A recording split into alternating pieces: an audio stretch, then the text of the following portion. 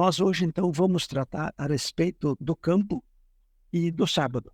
E nós sabemos né, que falar do sábado para quem é adventista do sétimo dia soa mesmo de alguma coisa meio parecida com chover no molhado, não? Mas eu tinha uma pergunta para fazer a cada um de vocês que estão aqui conosco. Será que o sábado será comemorativo dos três fatos históricos fundamentais que aconteceram até hoje na história da redenção? Ou será que são seis? Será que o sábado será comemorativo de três fatos históricos ou de seis? Mas tratemos isso antes do campo. Nós lemos no livro de Apocalipse 12, 15 e 16 a seguinte: E a serpente lançou de sua boca atrás da mulher água como o rio, para fazer com que fosse arrebatada pela corrente. Mas a terra socorreu a mulher e, abrindo a sua boca, a terra tragou o rio que o dragão lançara da sua boca. Esta profecia, ela é extremamente interessante e ela tem todos estes elementos que nós enmarcamos dele com algumas cores. A serpente, o dragão, nós já sabemos que é fácil de nós conhecermos, é o diabo, Satanás. A mulher é o povo de Deus, a igreja, a água como um rio. Tem a ver, então, com a onda de corrupção. E essa onda de corrupção que está se avolumando e ela vai se agigantar ainda muito mais. E esta onda de corrupção, ela não vem para matar ou para perseguir a mulher. Ela vem para arrebatar a mulher, para que ela seja arrastada, para corromper, na verdade, a mulher. E a terra abre a sua boca. Então, agora nós precisamos ver então, o que é que significa essa terra que abre a sua boca e engole o rio. Na verdade, a terra abre a sua boca e engole o rio se a mulher for morar aonde o Senhor lhe ordenara. Alguns dizem assim de que a terra aqui, no caso, ela poderia ser os Estados Unidos, porque os Estados Unidos acolheram os peregrinos quando eles, para fugir lá da perseguição da Inquisição, eles se alojaram nos Estados Unidos. Porém, esta ideia, de fato, ela não pode prosperar e ela nem merece prosperar pelo seguinte, porque nos versículos anteriores ao 15, nós vemos que Deus já estava falando a respeito daquele período de 1790, até que terminou em 1798. Então, em 1798, já como tinha ruído a hegemonia da perseguição promovida na Inquisição, então, como aquilo já era um fato anterior, então essa parte da terra significar ou simbolizar os Estados Unidos é uma ideia de que ela não merece prosperar. No livro de Mateus nós temos assim: quando vir de Jerusalém sitiado por exército, os que estiverem na Judeia fujam para os montes. E nós sabemos que Ellen White nos dá a informação de que quando Jesus Cristo pronunciou essas palavras, ele fez dupla aplicação. Ele estava querendo falar a respeito de Jerusalém, dos israelitas, e também estava falando da época atual concernente à proximidade da volta de Jesus. Então, nós sabemos que em Jerusalém houve dois cercos, não um cerco só, houve dois cercos. O primeiro foi no ano 66, através do general Sestio, o general do exército romano, e este era o aviso para sair, para fugir para os montes, para sair de Jerusalém e daquelas localidades. E no ano 70, no entanto, veio o general Tito. E o general Tito, quando ele veio, ninguém pôde sair. Aqui nós devemos prestar muita atenção, porque existe dentro do nosso meio adventista, alguns entendem que estão ainda não considerando esta realidade, que Jerusalém foi cercada por duas ocasiões. O primeiro cerco era o aviso para sair, e o segundo é quando ninguém pôde mais sair. O Sestio moderno, ele aconteceu em 1888 em quase todos os estados dos Estados Unidos. a maioria absoluta deles, mais do que 40 daqueles estados, estabeleceram leis dominicais, estaduais. E o senador Blair estava lutando muito para que esta lei fosse também, fosse também de âmbito federal. Porém, como a nossa comunidade acabou tendo a infelicidade de não dar muita atenção à mensagem de 1888, esta lei que o senador Blair estava querendo implementar, ela não foi levada a efeito. Então, o céstio moderno, ele aconteceu lá pela época de 1888. E essa tentativa contra os guardadores do sábado, ela foi o céstio moderno e ele passou a ser o atual aviso do Senhor. Para quê? Para que os cristãos saíssem das cidades e eles fossem se mudar para o campo, a fim de não mais serem arrebatados pelo rio arrojado pela serpente, ou seja, pela onda de corrupção. E nós, então, estamos sobre este aviso já de 2023 a 1888, há 135 anos que nós estamos sobre o aviso, e é assim admirável como que nós demos tão pouca importância a este fato de que o céstio, o aviso atual para que o povo adventista fosse para o campo, ele já tem uma data tão longa. Então, significa que se o movimento adventista tivesse dado atenção a esta realidade do aviso do Senhor para se mudar para o campo, quando nós viemos a nos tornar adventistas, todos nós indistintamente já devíamos conhecer os adventistas como alguém que estivesse então morando no campo. Seria o desejo de Deus para a nossa comunidade, para o nosso movimento. E agora, então, nós estamos na expectativa do Tito moderno. E o Tito moderno, ele tem, através de Ellen White, um histórico do que é que vai acontecer. Nós lemos isso no livro O Grande Conflito, principalmente. Lá nos diz que as crises iam ser crescentes e cada vez mais intensas, e chegaria entre uma hora em que os cientistas, os formadores de opinião, chegariam à conclusão de que a situação teria passado do limite e eles já não teriam mais uma explicação. Por enquanto, eles estão dando explicação. O porquê que está acontecendo isso é por causa do efeito de estufa, é por causa do El Niño, é por causa da Ninha, é por causa disso. Então, os formadores de opiniões, eles ainda têm alguma explicação, dão alguma razão para aquilo que está acontecendo. Porém, essas crises elas vão ser cada vez mais intensas e cada vez mais rápidas entre um acontecimento e outro, e que vai chegar, então, uma hora em que esses cientistas vão chegar à conclusão e vão dizer: nós não temos explicação para aquilo que está acontecendo. E nesta hora, então, os protestantes dos Estados Unidos vão dizer: nós sabemos o que está acontecendo. Nós estamos vendo que o nosso Deus desregulou o relógio. Por que ele desregulou o relógio? Porque nós estamos profanando o dia do Senhor, o domingo.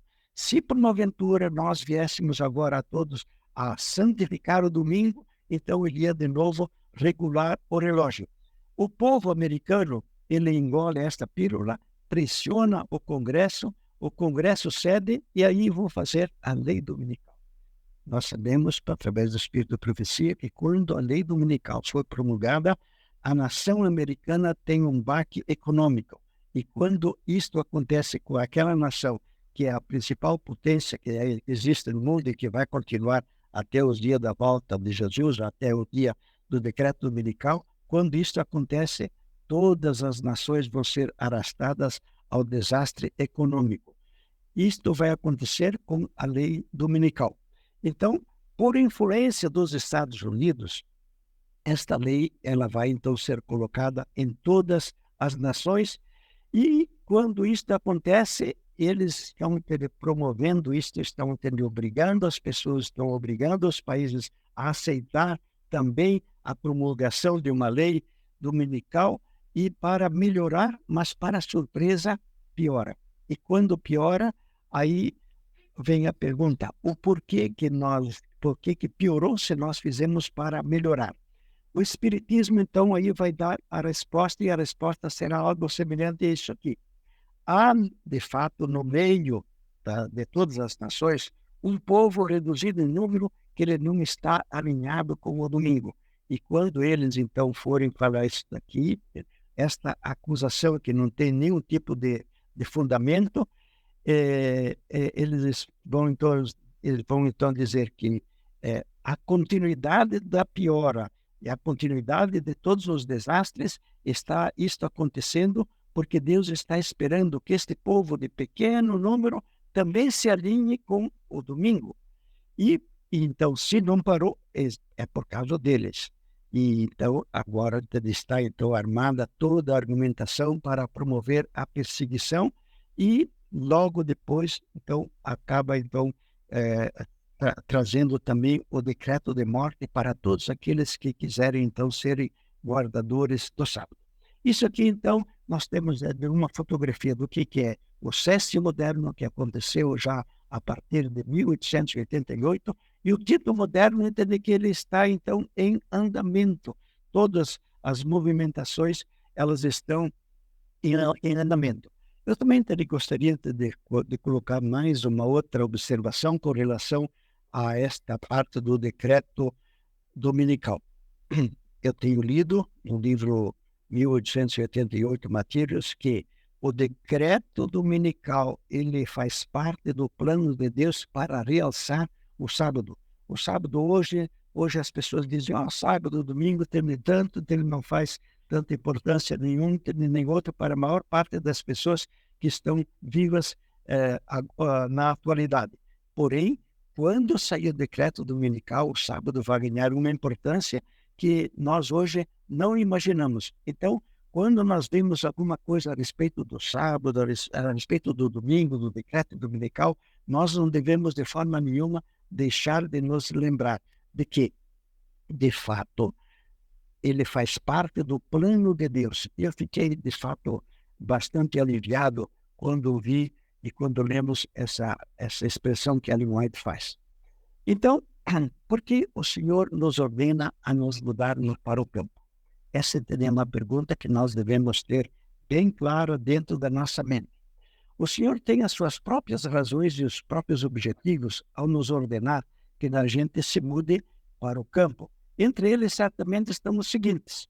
E agora, então, nós vamos listar 7 objetivos, mas eu queria frisar, esses são os objetivos de Deus em relação ao seu povo. Não são os objetivos que o povo devia fazer ou não são as razões que deviam motivar o nosso povo a ir para o campo. Esses são os objetivos de Deus para o seu povo. Um deles, logicamente, quer produzir o próprio alimento, livre de transgênico, isento de veneno, herbicida, inseticida, fungicida, e também os adubos químicos, NPK e etc.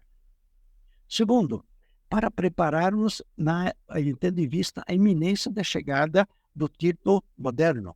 Também para a gente se ausentar das cidades que elas se tornam inabitáveis em razão das lutas, roubos, assaltos, sensualismo, ilegalidade, imoralidade e dos infalíveis juízos que Deus permitirá vir sobre a maldade em forma de desastres ecológicos, enchentes, granizo, incêndios, vendavais, terremotos, etc.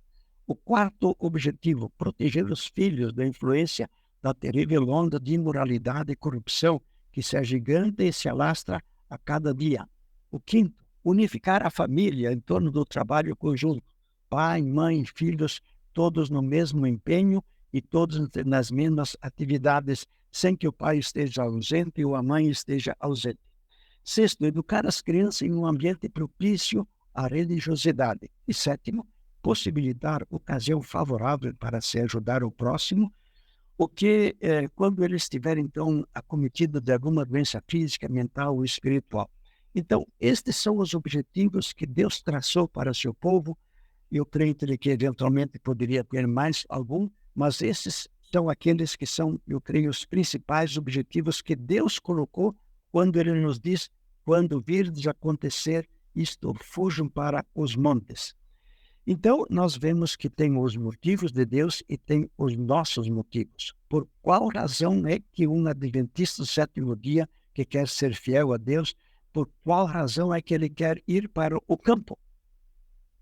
A razão fundamental, o motivo mestre de que faz com que o povo de Deus deseja, de fato, mudar-se para o campo, é para fazer o bem ao nosso Pai Celestial, ou seja, eles vão desejosos de ir ao campo por amor ao Pai. Por qual finalidade? Ora, esse ambiente contribui para nos tornar aquelas testemunhas que ele está precisando, que ele necessita, a fim de que nós viemos a ver anuladas aquelas acusações satânicas de que é impossível nós guardarmos a lei de Deus. Pois o que dele que acontece? Ellen White tem uma citação que ela diz que, estudando a natureza e observando as cenas que existem nela, o caráter é imperceptivelmente transformado para melhor. E este é precisamente o nosso objetivo. Nós vamos para o campo para que o caráter nosso possa se transformar e ser mudado de uma maneira que ele possa espelhar o caráter do nosso Cristo Jesus. Ou seja, nós vamos para o campo para que mais facilmente se cumpra em nós Gálatas 2:20. Vivo não mais eu, mas Cristo vive em mim. Ou seja, para que Jesus Cristo possa se revelar através de nós. Esse é o principal objetivo de nós irmos ao campo. Assim, os que para lá forem por amor a Deus estarão mais habilitados a suportar os entraves, as dificuldades, os contratempos que lá encontrarem. Por que entende que eles vão encontrar isto lá? Porque nós sabemos que o inimigo de Deus, ele também vai estar lá para nos aborrecer e também ele vai estar lá para criar todo tipo de dificuldade. Porém, aqueles que forem motivados por amor ao Pai, eles vão estar mais aparelhados para suportar e também para enfrentar as dificuldades que lá vierem a encontrar. Já os que forem por motivo próprio, por um motivo que vise o interesse próprio, qualquer um daquelas sete itens que nós relacionamos há pouco, ele poderia ser um motivo de que nós vamos para o campo por um motivo interesseiro, para alguma coisa para que vise o nosso bem próprio. Então, nós devemos entender que quem for por este motivo apenas, é muito provável e até é provável que eles retornem à cidade. Por quê? Porque para satisfazer o eu, o ambiente, as condições das cidades são bem mais favoráveis e muito mais atrativos do que os do campo. Muito bem. E se alguém, de fato, não quiser ir ao campo, e sim, por qualquer motivo interesseiro, nós sabemos que se alguém for fazer assim, ele tem uma grande probabilidade de ele vir a se arrepender de ter vendido as suas propriedades na cidade e ter ido ao campo. E nós sabemos que nós não temos conhecimento de quanto tempo é que vai demorar ainda a volta de Jesus. Nós não sabemos quanto tempo é que o povo de Deus vai estar em condições do inimigo dizer: bom, agora vocês já passaram dos limites, vocês estão fugindo do meu controle, agora então eu vou ter que promover o decreto dominical para dar uma barreira nos vossos entusiasmos. E nós lemos no livro de Hebreus: se tardar, espero, porque certamente virá, não tardará, mas o justo viverá pela fé. Então, nós devemos confiar nessas palavras: fujam para os montes. Nós vemos de todos os cantos, alguns, a maioria que deseja ir para o campo e não consegue vender as suas propriedades, não tem jeito deles conseguirem o suporte financeiro para eles se estabelecerem no campo. Porém, nós gostaríamos de colocar esta realidade: todos os mandamentos de Deus são promessas. Eles são promessas que Ele mesmo nos está fazendo. Então, quando nós lemos assim: fujam para os montes, o nosso Deus está dizendo: fique tranquilo, eu mesmo vou levar vocês para vocês morarem no campo. E isso dali vai acontecer apenas se porventura nós formos e tivermos fé em sua palavra. Se nós tivermos fé nesse mandamento, fujam para os montes, esta palavra, ela tem poder de nos levar para o campo, e se nós, então, temos algo a fazer também em relação a esse aspecto, é nós desenvolvermos e cultivarmos a fé no poder que as palavras de Deus têm, dela realizar aquilo que é o seu conteúdo, porque nós sabemos que os mandamentos de Deus são autorrealizáveis. E se de fato alguém não quiser mesmo ir morar no campo, o que vocês dizem? Será que ele seria desobediente a um dos mandamentos de Deus? Cada um de nós deve responder a esta pergunta. Eu amo o querido Pai Celestial ao ponto de estabelecer uma morada no campo, ou realmente eu não o amo até este ponto? Por outro lado, está profetizado que a onda de corrupção, a ilegalidade, bem como as calamidades ecológicas de toda sorte, se espalharão pelo mundo todo, e todas as sociedades se transformarão em bando de ladrões e assaltantes. E também nós temos a informação de que os sindicatos serão os agentes que o inimigo vai usar para apertar a garganta da economia mundial. Então, nós devemos lembrar, quando nós falamos em ir para o campo, o que aconteceu com as filhas do Ló. As filhas do Ló, elas eram virgens, mas elas eram corrompidas. Elas viviam dentro de um ambiente que ele se assemelhava àquilo que é aquela ilustração da água, se da rã que está numa água que está se aquecendo. Isto vai dando de uma tal maneira de que a rã passa a ela se ceder a própria vida sem que ela o perceba. Então, a cada um de nós devíamos ter de fazer essa pergunta: o que é que nós pretendemos de fato fazer? Vamos de fato arriscar a nossa própria segurança, da nossa família, continuar morando na cidade, ou nós vamos atender ao mandamento do nosso querido Deus? Então, a ordem para se ir morar no campo, ela foi dada já há mais de 120 anos. E quem soube dela e não a atendeu, de fato devia se pedir entre nós, cada um de nós deveríamos nos pedir, enquanto estamos ainda morando na cidade, se nós estamos sendo desobedientes ao mandamento de Deus. Nós sabemos que lá em Jerusalém, quando veio o primeiro cerco, quando veio o primeiro cerco, o sextil, nós vemos que Ellen White nos passa a informação que não sobrou ninguém ficou lá, todo mundo se lembrou das palavras de Jesus e todos saíram. E nós esperamos que o mesmo venha acontecer dentro do movimento adventista. Em geral, isto aqui é algo que nós devemos de fato pensar. Em geral, enganosamente confia-se que nós devemos buscar nos mudar para o campo quando sair o próximo decreto dominical. E nós temos o receio de que isto, de fato, poderá ser tarde demais. O próximo, que será o Tito, e ele parece que está bem próximo disso acontecer, próximo a esta realidade do decreto dominical, nós sabemos que se antes ou depois cumprir-se-ão essas palavras que Ellen White escreveu. Dentro em breve haverá tal luta e confusão nas cidades que os que as quiserem abandonar não o poderão fazer. Como é muito grave isso, então eu vou reler.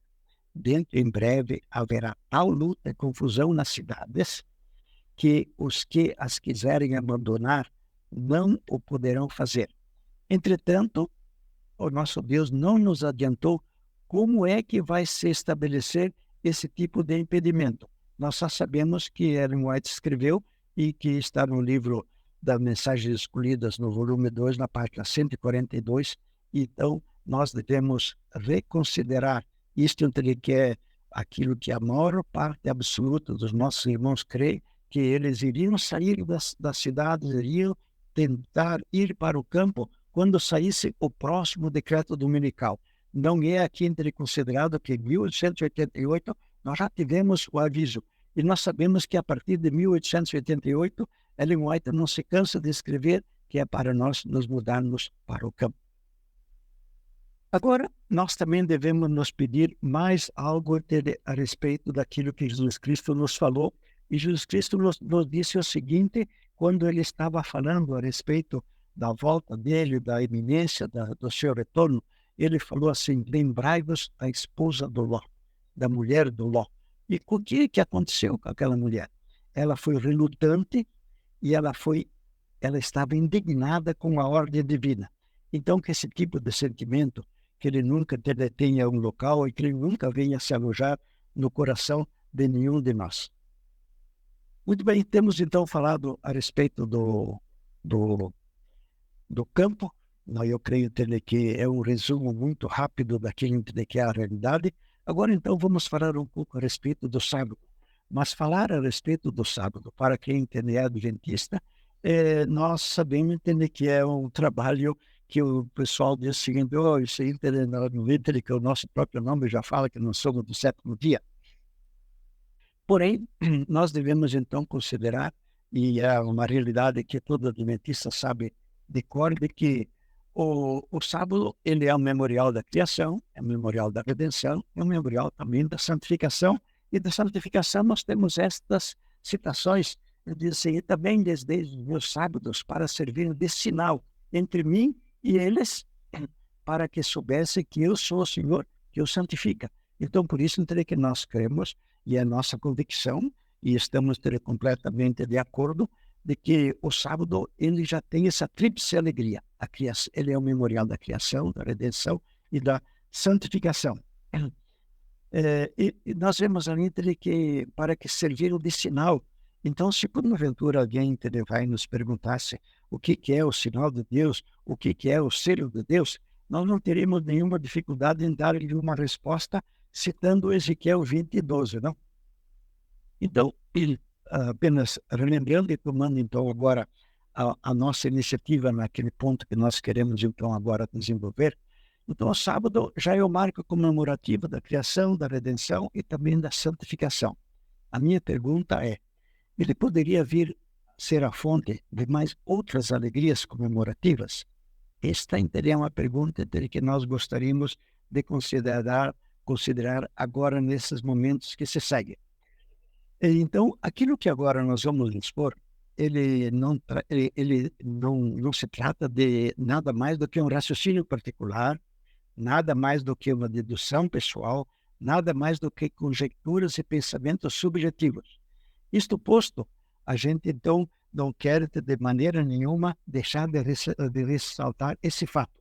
Aquilo então que agora nós vamos colocar em diante são apenas raciocínios, são deduções pessoais e eles não têm de forma nenhuma a conotação que existem nesses três primeiros momentos ou três marcos comemorativos: a criação, a redenção e a santificação.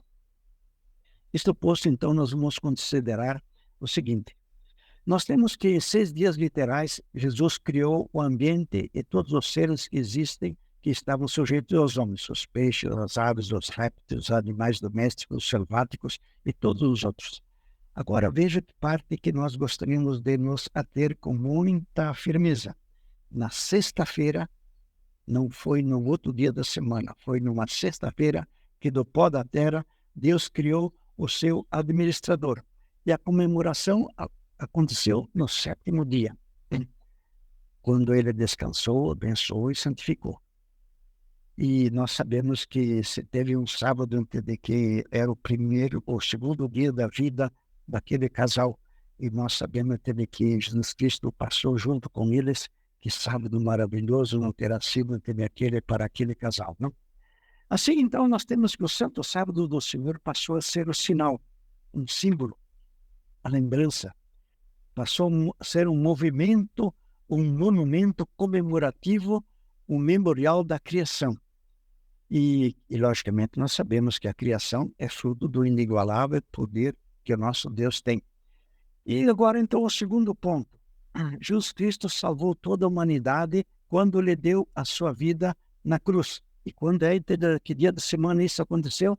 Numa sexta-feira foi o dia em que ele morreu, sendo nós. E seguiu-se então o sábado, e que ele descansou lá no sepulcro, e esse dia foi estabelecido então como memorial da redenção, conforme mesmo nós lemos no livro de Deuteronômio, onde ele diz assim, e ele fala de que é para nós guardarmos o sábado, porque te lembrarás de que foste servos na terra do Egito, e que o Senhor teu Deus te tirou dali com mão poderosa e braço estendido, pelo que o Senhor, teu Deus, te ordenou que guardasses o sábado. E nós sabemos que esta mão poderosa foi exatamente quando Jesus Cristo deu a sua vida para nós lá na cruz. Então, note-se com interesse que no programa do Senhor, os dois fatos mais importantes da história da humanidade, seja então a criação e a redenção, cada um deles aconteceu numa sexta-feira. Então, seguiu-se o sábado como o seu memorial.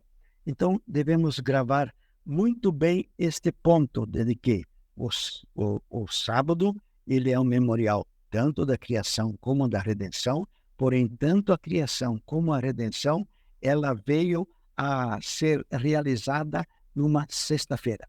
Então, nós já vimos que o sábado é memorial da santificação. Então, e no número 4, nós temos que no dia que Jesus Cristo voltar, haverá o quê? A glorificação. E quando nós pensamos, então, na glorificação, nós sabemos que a glorificação significa que nós vamos ter a substituição da nossa natureza humana pecaminosa por uma que não é pecaminosa e também um corpo que hoje é corruptível e lá ele vai ser um corpo incorruptível. Então, o dia seguinte a este será um dia de grande júbilo. Então, quando isto acontecer, quando Jesus Cristo vier, o dia seguinte vai ser um dia de grande júbilo, um dia de festa, um dia de efusiva alegria, um dia que vai ser eternamente comemorado. Então, agora vem as nossas suposições. A pergunta que nós fazemos é: em que dia da semana é mais provável que aconteça a volta de Jesus? Se Jesus, digamos, voltasse numa sexta-feira, obviamente nós não sabemos em qual sexta-feira. Então, ou seja, nós não estamos de forma nenhuma marcando data, entendeu? Dizendo que vai ser tal sexta-feira ou não. Mas se ele então voltasse no dia da semana que fosse numa sexta-feira, então o dia seguinte seria o sábado do Senhor, e que ele passaria a ser também o memorial da glorificação. Então, se você poderia, então, eventualmente, alguém dizer, mas ele poderia voltar numa terça, numa quarta, numa quinta. Poderia, de fato, voltar no primeiro dia de semana? Também poderia. Mas se é dentro dessa maneira como Deus já fez na criação e fez também na redenção, sempre acontece num dia o fato e no dia seguinte é o Santo Sábado. Então, se por uma aventura Jesus Cristo viesse numa terça-feira ou numa segunda-feira, então a terça-feira seria honrada mais do que o sétimo dia, porque ela seria o dia da comemoração da glorificação. Então, nós, de fato, não conseguimos compreender por que motivo é entender que Deus deixaria de voltar, de Jesus Cristo voltar numa sexta-feira, para que o sábado fosse, de fato, este dia maravilhoso em que Jesus Cristo pudesse, então, estabelecer o dia da glorificação também como o dia do sábado. Nós sabemos que nenhum dos salvos vai entrar nos portões da pátria celestial sem ter guardado pelo menos uma vez o Santo Sábado. Então, se isto é para acontecer, então, porque não iria ter isso acontecer logo no dia seguinte ao recebimento do corpo imortal, do corpo incorruptível e isento das tendências ao mal. E agora, se vocês estão dispostos a concluir junto comigo, então é muito provável, é bem possível que por toda a eternidade o Santo Sábado do Senhor venha a ser também o memorial da glorificação dos remidos. E agora vem o quinto ponto. Quando Jesus Cristo vier com todos os santos, nós sabemos que está escrito no livro de Apocalipse 8:11, que haverá silêncio no céu por cerca de meia hora profética.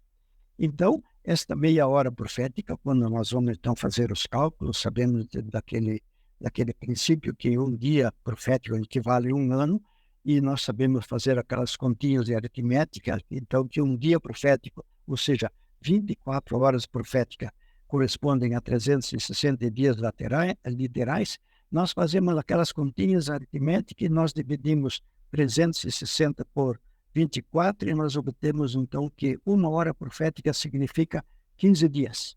Então, meia hora profética significaria 7 dias e meio, onde a gente conclui, então, que cerca de meia hora significa precisamente uma semana, 7 dias.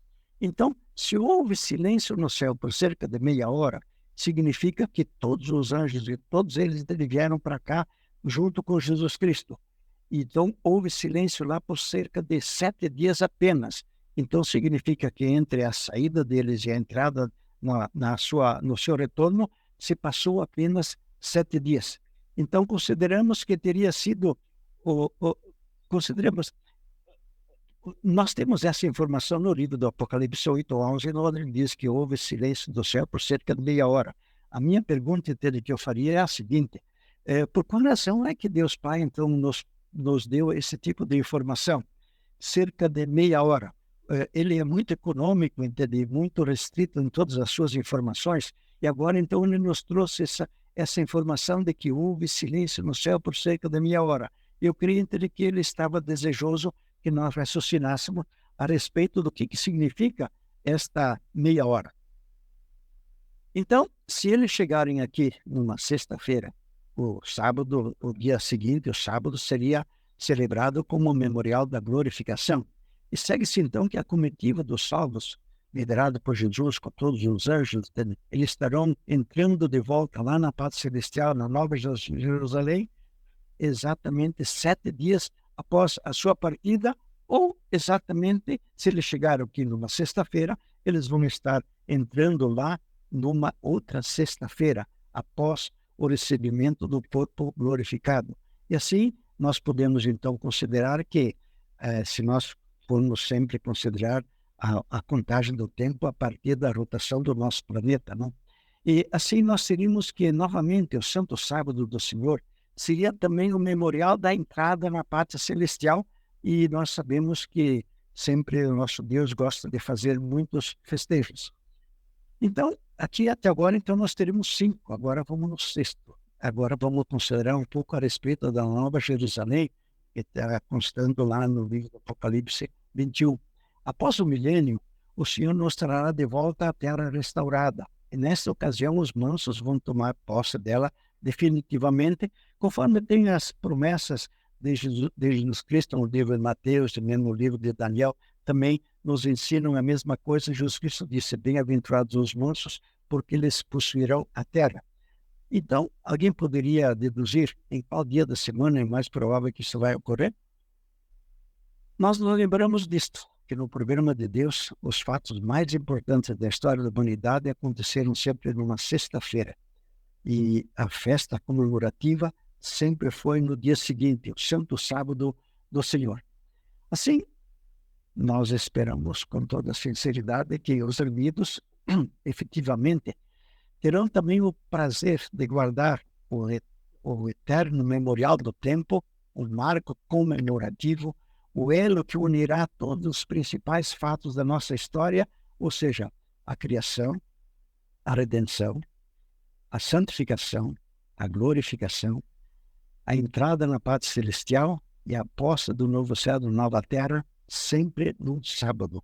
Nós esperamos que, de fato, isto vai acontecer, porém, esses últimos 3 são apenas suposições e não estamos nada afirmando que, de fato, seja dessa forma. Certamente que o Senhor tem reservado uma gama de surpresas quando nós estivermos entrando, se tivermos a bênção de Deus, estamos lá na pátria celestial. Nós sabemos que Ellen White nos fala a respeito de 3 surpresas. Lá nós ficaremos deslumbrados principalmente pelo fato de que Deus Pai nos deu entrada a cada um de nós. E também nós teremos oportunidade de constatar se essas nossas suposições lá, se de fato elas tinham fundamento ou se era apenas alguma coisa que não tinha nenhum tipo de realidade. Porém, eu falo com toda a franqueza que de fato tem uma grande probabilidade de que o sábado venha a ser o memorial de 6 acontecimentos principais, 6 dos principais fatos que aconteceram na humanidade e não apenas de 3. E também, apenas a título de jocosidade, não?